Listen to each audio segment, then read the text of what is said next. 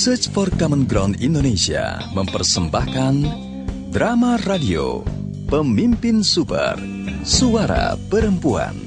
Ini zaman sudah berubah, perempuan bebas berekspresi, menggapai semua cita-cita, dan bahkan menjadi presiden. Kini zaman memang sudah berubah, biarkan perempuan berkreasi tentang keadaan di negeri ini, biarkan perempuan bersuara.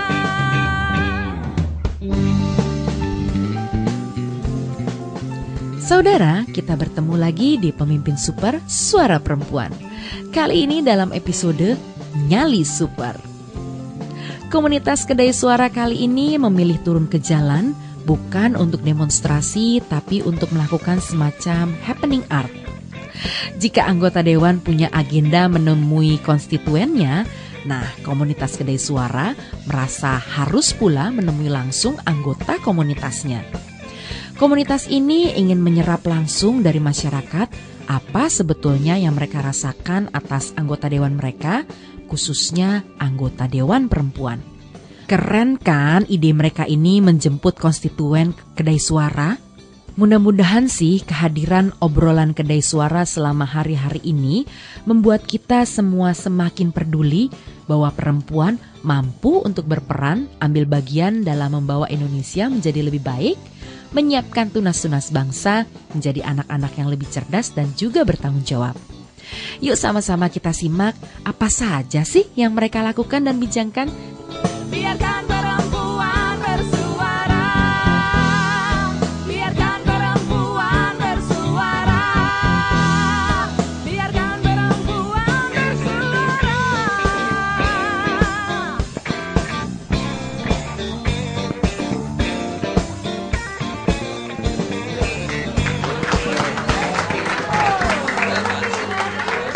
Semua sudah lengkap ya? Sudah, Bu. Pak Sangga? Pak Sangga? Pak Bijak? Siap. Ya, ada apa? Siap Pak Sangga, siap. Oh, siap. Ini nih soal utamanya. Yang lain sudah siap, kok yang sini sadar saja kok belum? Lah, bukan cuma tertinggal ini, pasti miskin ini taruhannya ini. Kita akan melakukan parade dari sini. Dari sini kita jalan kaki ke gedung dewan di sana itu tuh. Jalan kaki, Bu. Ya jalan kaki. Kan sambil menyapa masyarakat langsung. Kita bisa menyerap pendapatnya, ide-idenya, aspirasinya untuk nanti kita sampaikan ke anggota dewan. Loh, kalau soal menyampaikan idenya sih setuju-setuju aja, Bu. Tapi soal jalan kakinya itu loh. Lah kan sehat toh Pak Sangga. Sehat itu kan untuk yang tidak biasa jalan kaki. Lah kalau saya kan udah kebanyakan jalan kaki, Bu. Namanya saja jalan-jalan sambil menemui konstituen. Oh, masa namanya jalan-jalan kok naik mobil itu loh? Ya kalau perlu. Loh. Malah kalau perlu yang mewah. Ya jangan dong. Orang wakil rakyatnya sudah banyak dikritik karena mobil mewahnya. Lah ini rakyat yang diwakili malah mau mengikuti jejaknya. Gimana sih? Oke, mulai jalan ya. Yang tertib. Jangan sampai mengganggu arus lalu lintas ya. Pak Bijak, Siap. Ayo diberangkatkan. Oke, semuanya siap? Nah, maju, jalan.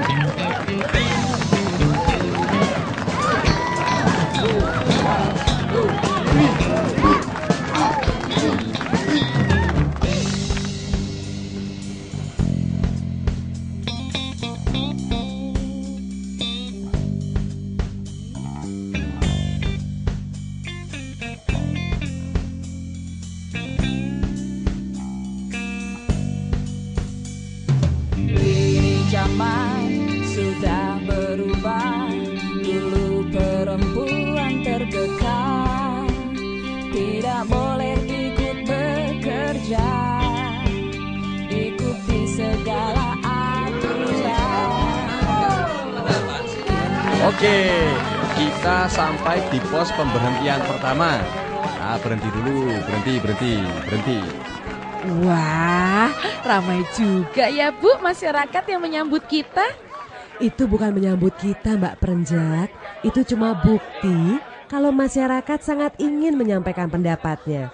Sudah, ayo Mbak Perenjak yang bertugas jadi MC-nya ya. Bapak-bapak, ibu-ibu, dan saudara-saudara semua, senang loh bisa ketemu langsung, kumpul-kumpul bareng di sini. Ayo, kita beri tepuk tangan dulu. Ayo tepuk tangan yang meriah. Ibu-ibu dan perempuan, mana nih suaranya? Wah, kok kurang semangat gitu? Padahal ini saatnya perempuan bersuara loh. Ayo, kita ulangi lagi ya. Mana suaranya? Nah, gitu dong. Nah, kami di sini menemui Anda semua untuk mendengar langsung aspirasi Bapak dan Ibu, khususnya yang menyangkut anggota Dewan Perempuan kita. Ayo, siapa nih yang mau maju pertama? Loh, kok pada malu-malu? Ayo, mumpung kita ketemu. Nanti suara Bapak dan Ibu akan kita sampaikan ke Dewan loh. Ayo, mulai dari Bapak yang itu ya. Iya betul, Bapak yang kumisan itu loh. Ayo Pak, silakan Pak. Nah, sini. Ayo maju ke depan Pak Kumis. Lah, kok malah pingsan? Malah pingsan Bu? Jangan dipaksa Mbak, biarkan saja. Bicara di depan umum memang bukan soal mudah. Baru bicara di depan umum saja sudah begitu tegangnya. Apalagi kalau nanti dipanggil ke KPK ya Bu. Apa sekarang wakil dari perempuan saja ya? Ayo, mana nih wakil perempuan? Ibu ini aja gimana? Ayo Bu, maju. Siapa Bu namanya? Ya, dia malah lari. Loh, begini loh yang jadi tambahan persoalan. Tempat sudah diberikan, kesetaraan sudah diusahakan. Tapi kalau yang mau disetarakan saja malah lari-larian begini, ya repot juga ya. Oke, gini deh. Bagaimana nih? Siapa duluan? Yo, saya. Begini. Mereka cuma mendekati rakyat pada saat mau pemilu. Dan mereka tidak bersungguh-sungguh membela rakyat.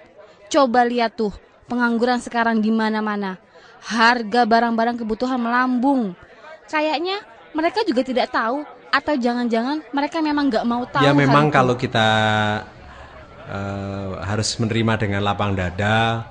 Semua kritik, semua kekecewaan masyarakat itu adalah resiko yang harus kita telan. Resiko yang harus kita terima sebagai pejabat publik. DPR ini kan pejabat publik. Dalam artian kita ini dibayar sama duit rakyat untuk pekerjaan-pekerjaan yang kita kerjakan, untuk melaksanakan fungsi sebagai wakil rakyat. Tidak bisa dipungkiri hari ini memang kami harus mengakui, kami harus meminta maaf, kita belum cukup berhasil untuk meyakinkan masyarakat bahwa kita sudah bekerja benar, sudah bekerja seperti apa yang masyarakat harapkan. Nah, ketika kita bicara persoalan-persoalan di masyarakat seperti persoalan pengangguran, persoalan kemiskinan masih merajalela, memang persoalannya kita tahu bukan hanya ada di parlemen, tetapi ini memang persoalan yang juga menghinggapi bangsa ini. Artinya apa? Bahwa nggak bisa kok masalah ini diselesaikan oleh teman-teman yang ada di parlemen saja, atau mungkin oleh pemerintah saja gitu. Jadi saya meyakini betul bahwa yang bisa merubah nasib kita ini ya kita bersama-sama. Nah, kemudian yang pakai baju hijau, silakan Pak, komentar atau usulannya, silakan. Sini. Ayo, nggak usah malu-malu. Bagaimana tanggapan Anda sebagai komunitas kedai yang selama ini ikut aktif? Kalau saya cukup puas Pak, Bu. Jalan di kampung kami diaspal setelah anggota Dewan turun desa. Meskipun ya listrik masih biarpet. Wah, persis dusun yang kita datangi kemarin ya. Dusunnya Mbah Panji. Ingat nggak Pak Bija? Listriknya itu cuman hidup kalau malam hari saja. Ya kan Pak? Ini positif ini. Ada suara puas juga kan? Nah, mana yang lain? Ya. Begini Mbak, saya terus terang bangga. Perempuan kita di Dewan sudah punya website Kaukus Perempuan Parlemen DPD RI. Nah, lewat sini kita masyarakat bisa tahu apa saja yang dilakukan wakil perempuan kita di Dewan. Hidup Kaukus Perempuan. Ya, memang sekarang seiring berkembangnya era sosial media, saya melihat bahwa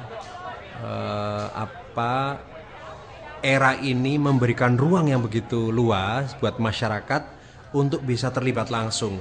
Mulai dari memberikan input, masukan seperti yang tadi disampaikan, sampai memberikan kritik, saran yang tajam sekalipun. Dan yang lebih hebat lagi menurut saya, sosial media ini apakah itu melalui internet, apakah itu melalui Facebook, apakah itu melalui Twitter, atau bahkan juga misalkan melalui BlackBerry Messenger gitu ya. Dan sarana-sarana sosial media yang lain, ini mampu menggerakkan masyarakat. Sekarang ini bahkan saya kadang-kadang kalau melihat fenomena Arab Spring, di mana terjadi perubahan rezim di Arab. Terus kemudian di negara-negara Arab ya, seperti di Libya, di Mesir gitu. Ini menunjukkan bahwa sosial media itu sangat-sangat besar pengaruhnya. Jangan-jangan ke depan partai politik kalah pengaruh dengan yang namanya sosial media. Oh iya, sangat mungkin. Coba Anda bayangkan, ketika Mbak Prita menghadapi masalah berhadapan dengan sebuah korporasi, sudah berapa tokoh partai politik yang datang ke beliau untuk memberi dukungan? Tetapi apakah kemudian bisa merubah nasib beliau? Ternyata tidak sederhana itu. Tapi bayangkan, ada koin untuk Prita yang digerakkan oleh masyarakat. Nah, kita semua saya kira ikut ya.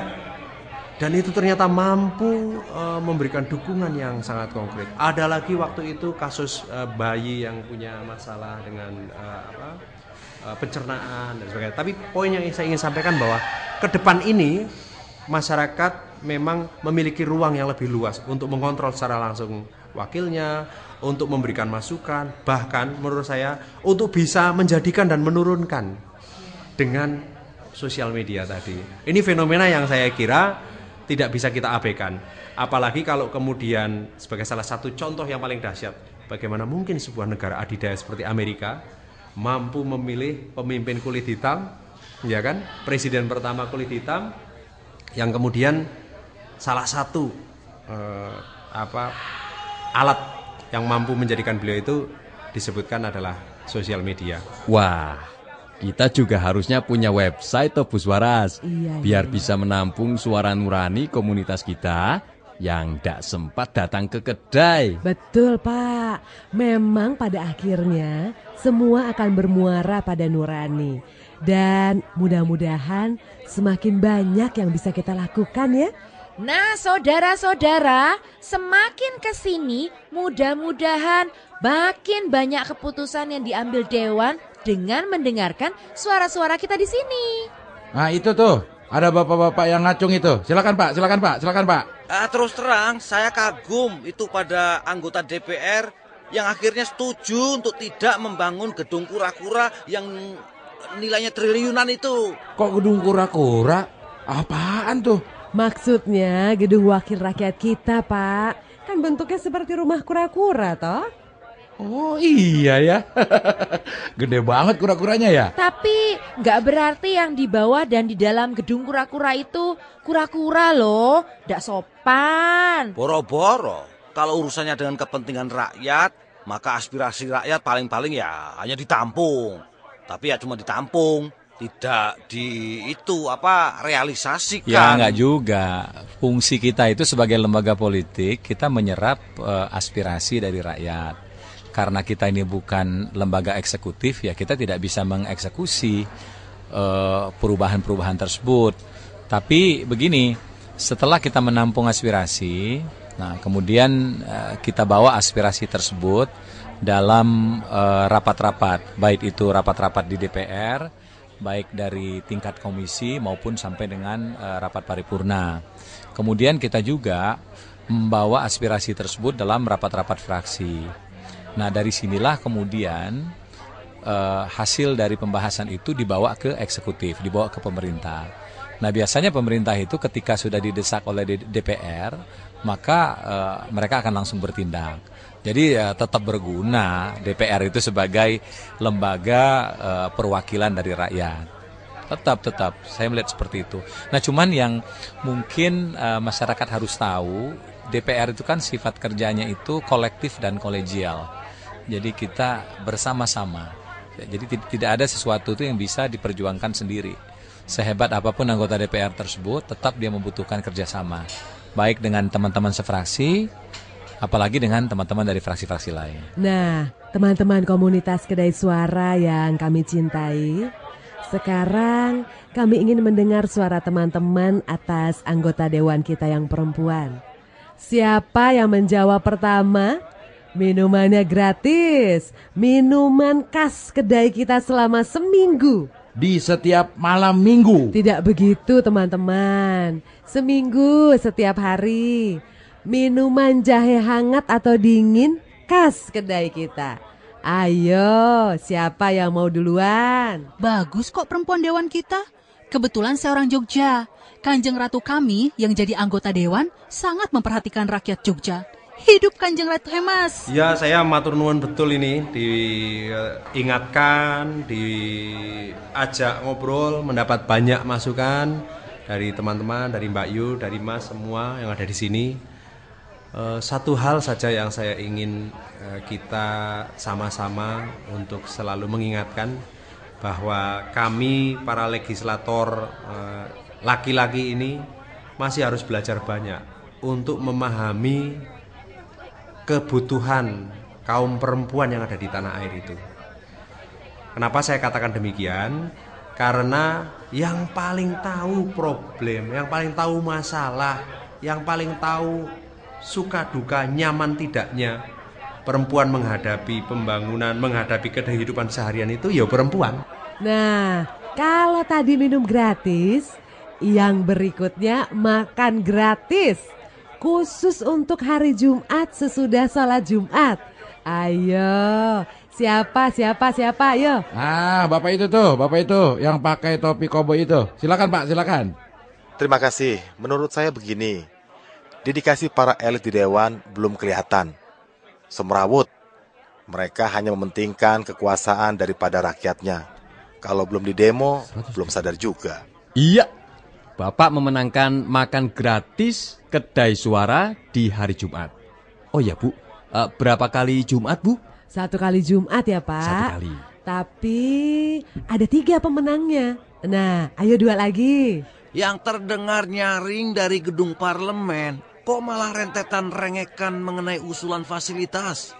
Mulai dari dana aspirasi, dana pedesaan, sampai mencari dana yang basisnya di daerah pemilihannya.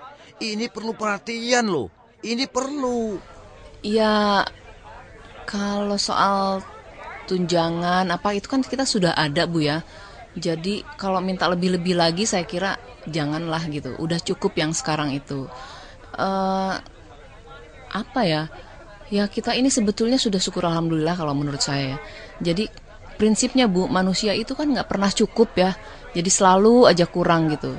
Nah kalau kita nggak ada bersyukurnya saya kira kurang terus. Tapi saya kira apa yang kita dapatkan sekarang ini saya pikir sudah cukup. Jadi jangan lebih besar pasak daripada tiang. Itulah kalau prinsipnya seperti itu ya apa ya kita hidup tuh ya enak aja Bu, ringan gitu. Wah, mana lagi nih? Ada maksi gratis Jumat siang nih. Masih ada vouchernya nih. Siapa lagi? Saya acung jempol. Lah, buat apa acungannya? Mana komentarnya Pak? Kalau cuma acung jempol ya nggak dapat voucher dong. Sabar toh Pak Sangga. Siapa tahu dia belum selesai bicara. Ayo Pak, silahkan dilanjutkan. Jempolnya itu untuk apa ya? Kenapa ada kesan bahwa suara anggota Dewan Perempuan masih kalah lantang dengan anggota Dewan yang laki-laki? Nggak di TV ataupun di koran. Anggota Dewan laki-laki melulu yang dominan. Wah, ini kritik nih dari masyarakat. Ini harapan masyarakat pada perempuan Dewan nih. Siapa bilang saya tidak lantang? Saya sudah lantang, tapi media yang tidak memuatnya. Memangnya apa definisi lantang itu? Harus suaranya kencang? Harus selalu ngomong di koran? Begitu? Sudah toh, didengar dulu. Kesan kok dibantah. Ayo, silahkan diteruskan. Saya jadi bayangin. Ya, begitu itu pasti reaksinya kalau saya jadi anggota Dewan Perempuan. Ayo, mana lagi? Nah, itu yang merenung di sudut kiri. Ayo, suaranya mana? Prinsip demokrasi bilang kedaulatan di tangan rakyat. Pendapat rakyatlah yang jadi kebijakan publik. Mestinya minta pendapat rakyat seperti ini dilakukan kalangan dewan dong. Bukannya komunitas kedai. Loh, kita itu yang namanya aspirasi dari rakyat, dari manapun kita tampung, ya, dan kita proses. Jadi anggota DPR itu kan setiap hari baca koran, dengar radio. Jadi apa yang kita baca, apa yang kita dengar itu langsung kita catat, dan ketika kita sampai di DPR langsung kita bahas. Nah, jadi terkadang banyak sekali agenda-agenda mendadak hanya karena kita melihat ada suatu dinamika yang berkembang di masyarakat. Misalnya ya, mengenai kasus pencurian pulsa. Itu kan tidak ada dalam program kerja DPR. Tapi tiba-tiba permasalahan ini naik. Kita memberikan apresiasi yang besar kepada adik-adik dari Lingkar Studi Mahasiswa ya, yang mengambil inisiatif untuk membuat pos pengaduan, dan ternyata banyak sekali masyarakat yang mengadu, dan langsung kita tahu bahwa kerugiannya itu hampir 1 triliun rupiah. Nah, langsung DPR, kita khususnya komisi terkait, kebenaran komisi saya, komisi 1, langsung kita membahas itu. Kita adakan rapat-rapat intensif sampai kita menggantikan jadwal yang sudah fix. Jadi rencana-rencana pertemuan dengan menteri apa, dengan kementerian apa, kita ganti dengan kementerian-kementerian terkait dengan pulsa ini, dengan telekomunikasi.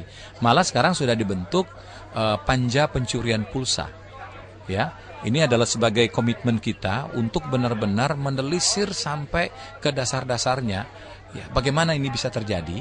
Ya, kemudian tindak lanjut apa yang harus dilakukan oleh pemerintah? Terus bagaimana dengan uang dari rakyat yang sudah dicuri itu? Nah, tadi itu nggak ada, Mbak. Prolegnas nggak ada, program kerja kita tidak ada. Tapi ketika masalah ini menyeruak atau muncul ke ruang publik, maka langsung kita tindak lanjuti. Wah, nggak tahu rupanya dia. Lah dari tadi kan ada anggota dewan di sini. Gimana sih? Loh, ya terserah yang ngasih komentar dong, Pak. Menurut survei sebuah majalah perempuan. Sebentar. Majalah perempuan apa majalah wanita? Majalah perempuan. Kenapa sih Pak Sangga memangnya? Sudah toh, ayo lanjut. Mbok ngurus yang lebih penting gitu loh. Loh, penting loh, ini penting loh. Kalau nanti majalah wanita diganti sebutannya menjadi majalah perempuan, lalu merosot oplahnya gimana yo? Gimana? Apa sih salahnya sebutan wanita itu? Ada unsur meremehkan ini. Wani ditoto, artinya berani ditata, sekedar ditata. Emangnya perempuan itu benda apa? Terus kalau perempuan? Perempuan. Nah, empu artinya pihak yang bijaksana. Keren kan? Makanya makin lama kok rasanya makin gimana gitu sama istriku. Empu ternyata. Ayo teruskan, Bu. Maaf ya, kok saya jadi asik sendiri. Nah, menurut survei sebuah majalah perempuan, tapi tunggu dulu. Belum ada sebutan majalah perempuan. Yang sudah lazim adalah jurnal perempuan. Jurnal wanita kalau begitu pasti tidak ada ya, Mbak? Sudah, yuk. Silakan diteruskan, Bu. Menurut survei majalah perempuan ini, 40% respon menganggap anggota Dewan Perempuan belum bersuara lantang. Terus sisanya? 60% responden menganggap anggota Dewan Perempuan sudah bersuara tapi belum lantang. Mbak yang itu, lah yang baju ungu itu ya, mau bicara loh kelihatannya tuh. Sini mic-nya aku yang kasih. Memang tidak boleh lihat yang kinclong-kinclong Pak Sangga itu. Saya usul, sebaiknya makin banyak anggota DPR yang perempuan yang jadi pimpinan. Di komisi, atau di fraksi, atau di panitia kerja, biar porsi ngomongnya banyak. Loh, harapan kita adalah seperti itu. Malah ini adalah amanat dari undang-undang bahwa 30% itu harus perempuan. Tapi realitanya tidak mudah mencari wanita atau perempuan Indonesia yang mau terjun ke politik praktis. Jadi wadahnya sudah disiapkan ya. tapi suplainya yang sangat kurang. Jadi masih ada stigma yang kurang baik terhadap politik itu di kalangan perempuan Indonesia. Nah, jadi mudah-mudahan dengan contoh-contoh seperti Rieke Diah Pitaloka, ya, Nurul Arifin, ya, dan beberapa teman kita yang sangat vokal di DPR itu bisa menularkan virus positif kepada perempuan-perempuan Indonesia, ya. Jadi wadah perjuangan itu di mana-mana, ya, khususnya di DPR. Jadi kalau kita ingin perubahan, ingin membuat perubahan ke arah positif, salah satu lembaga yang sangat efektif itu adalah di lembaga legislatif. Bergabunglah di DPR, daripada kita teriak-teriak di jalan, kenapa kita tidak teriak di dalam parlemen? Maka perubahan itu akan lebih cepat terjadi. Kini zaman sudah berubah, perempuan bebas berekspresi, menggapai semua cita-cita, dan bahkan menjadi presiden. Kini zaman memang sudah berubah, biarkan perempuan berkreasi tentang keadaan di negeri ini, biarkan perempuan bersuara. Saudara, lantang pasti bukan cuma soal suara, soal muncul di koran atau juga di televisi. Lantang pasti lebih menyangkut soal suara yang bukan cuma dikatakan tetapi dijalankan. Dan suara-suara dari kedai suara adalah suara kita semua.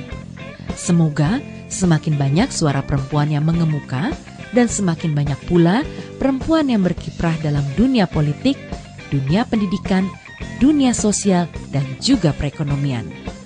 Perempuan harus bersuara, harus berdaya.